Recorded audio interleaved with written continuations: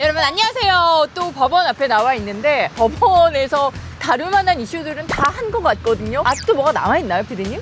많이 남아있죠. 효연 씨 요즘 뭐 즐겨보는 방송 프로그램 뭐 이런 거 있으세요? 연애 프로그램 같은 거 많이 보고 요리 프로그램은 거의 다 챙겨보는 편이에요. 1등 신부감이 돼야 되니까. 우리 피디님은 어떤 거 자주 보세요? 저는 가정의 문제를 다루는 프로그램이나 문제? 혹시 이혼? 정답 이혼! 아니 웃을 수만은 없네. 요즘 문제가 많으세요? 아니요 전혀 제 얘기가 아니고요. 꼭 사람들은 남의 얘기라고 하고 친구 얘기라고 하더라. 뭐가 제일 고민이신 거예요? 내가 선뜻 이혼을 못하는 이유 뭐예요? 아니 뭐, 당연히 사랑을 하니까 뭐 그런 사랑하니까 문제가 이혼을 있겠죠. 못하지만 근데 만약에 네 만약에 이혼을 하게 되면 재산 분할 그런 문제도 있을 거고. 그것 때문에 고민하시는 분들 꽤 많던데 피디 모아둔 재산이 그래도 꽤 되나 봐요? 아니 제 얘기가 아니라니까요. 그러면 오늘의 주제는 재산 분할.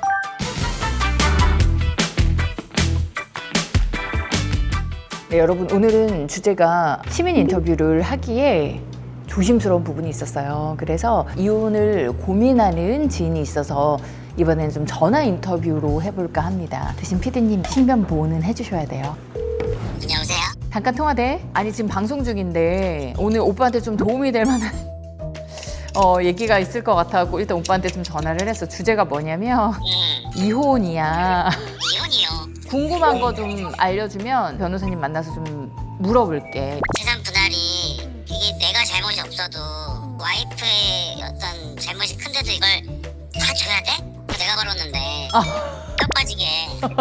뼈 빠지게 힘들게 번 돈을 반이나 이걸 꼭 줘야 하는 건지 덜 줄 수 있는 방법이 없는지 이런 게 궁금한 거죠. 또 궁금한 거 있나요? 이게 기간이 오래 걸린다고 얘기를 많이 들어서 뭐 아, 진흙탕 싸움이라고 하잖아. 근데 그 기간이 대충 뭐 어디까지 예상을 하고 하는 건지. 알겠습니다. 그래서 지금 혼자 끙끙 앓고 있는 거를 변호사님 만나보고 좀 얘기를 나눠볼게.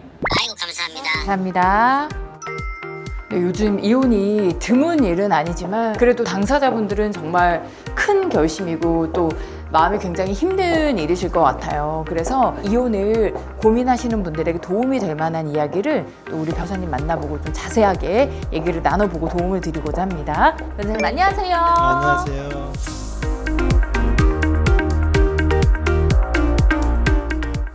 이혼하면 사실 뭔지는 알겠어요. 헤어지는 거. 네. 근데 확실히 좀 법적인 정의가 뭔지 어떤 상태를 이혼이라고 하는지 좀 간단히 알고 싶거든요. 예, 부부가 살아있는 상태에서 그 혼인 관계를 종료하고 소멸시키는 행위가 이제 이혼입니다. 부부가 자유로운 의사에 사는 협의 이혼이 있고, 네. 그 다음에 재판 절차를 통해서 하는 재판상 이혼이 있습니다.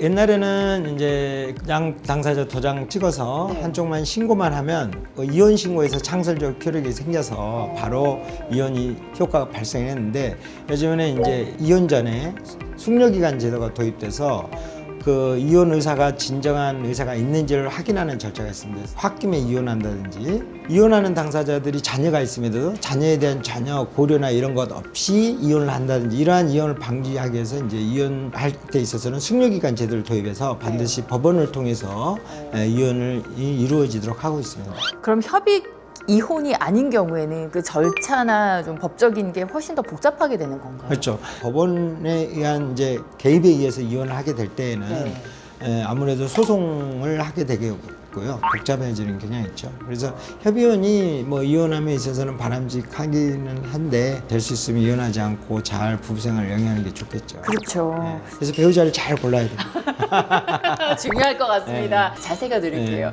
근데 이제 그 유책 배우자라고 하잖아요. 유책 배우자가 이혼을 신청을 하는 경우에 이것도 가능한 건지 아니면 기각이 되는 건지도 궁금하거든요. 이제 대법원은 기본적으로 자기에게 책임이 있는 배우자가 그러니까 자기가 이혼 사유를 발생시켜 놓고 이혼 청구를 한 경우는 원칙적으로 그 이혼 청구가 허용되지는 않습니다. 다만 혼인 생활을 계속 유지할 생각이 없으면서 오로지 보복 감정에 의해서 그 이혼을 거부하고 그것이 장기간 오래돼서 결국에는 가정생활을 유지할 수 없게 됐다라고 할 때는 그때는 유책 배우자도 이혼을 할 수 있겠지만 그러기 위해서는 몇 차례 아마 이혼 소송을 해야 될 가능성이 있습니다. 그렇군요. 제가 또 궁금한 게 이혼을 하게 되면 위자료가 있고 재산 분할이 있잖아요. 예. 이 둘의 차이는 또 어떤 거예요? 위자료는 혼인관계를 파탄함에 있어서 그 책임 있는 사람이 책임이 없는 사람에게 금전적으로 정신적 손해를 보상하는 겁니다. 재산 분할은 이제 그야말로 부부가 부부 생활 중에 공동으로 형성한 재산을 서로 분할하는 제도인 거고요. 가상화폐나 비상장주식도 이제 재산 분할의 대상이 되고, 재산 분할액이 딱 정해져 있고 이런 건 아니에요. 어떤 부부가 한 사람은 일만 하고 한 사람은 소비만 하고 한 사람은 계속 소득을 증대시키고 한 사람은 채무를 증대시켰다면 네. 재산 분할할 때 당연히 그것이 5대5로 그냥 나눠지지는 않습니다. 그런 부분들을 판사들은 고려해서 기여도의 차이를 둡니다. 그 다음에 이제 요즘에는 재혼하는 부부도 많이 늘고 한쪽 일방의 배우자가 재산이 있는 상태에서 혼인한 경우도 많이 있거든요. 그걸 특유재산이라고 하는데요. 원래 자기가 가지고 있던 재산은 자기의 재산이기 때문에 이것은 부부 공동생활의 재산이 아니기 때문에 그건 재산분할의 대상이 되지 않습니다. 다만 특유재산이라 하더라도 이 재산을 유지하는데 혼인관계에서 만약 상대 배우자가 도움을 줬다면 일부 재산분할 대상이 될 수도 있습니다. 네.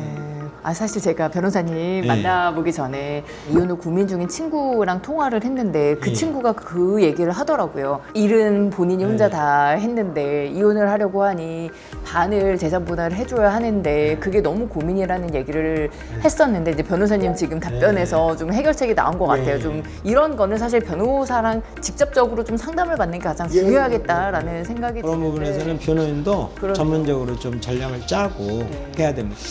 이혼 사건 생각하면 위자료하고 재산 분할을 항상 먼저 이제 변호사들 많이 물으는데 그 문제 전에 사실은 혼인 관계가 자녀가 있을 때에는 미성년 자녀에 대한 포커스가 중요합니다. 그래서 이혼을 하게 되면 자녀를 위한 동업 관계로 변화가 되는 거예요. 그래서 부부가 어떻게 이 자녀를 양육할지, 그래서 누가 양육을 할 건지 양육자도 지정을 해야 되고 또 친권을 누가 행사할지도 정해야 되고 면접 교섭할 때는 또 어떻게 해야 되는지 그 방식이나 이런 것들도 법원에서 많이 신경 쓰고, 실제로 저희들 이혼 사건 함에 있어서도 자녀의 교육과 또 자녀의 친권 문제로 실제로 그 이혼 소송에서 변호인을 선임하고 이런 경우가 많이 있거든요. 재산분할 위자료도 우리가 뭐 변호사로서 중요한 문제겠지만 자녀가 잘 자랄 수 있도록 관심을 기울이는 것도 변호사로서 또 그 법원으로서 또 사회가 항상 관심 가져야 될 대목입니다. 진짜 맞아요.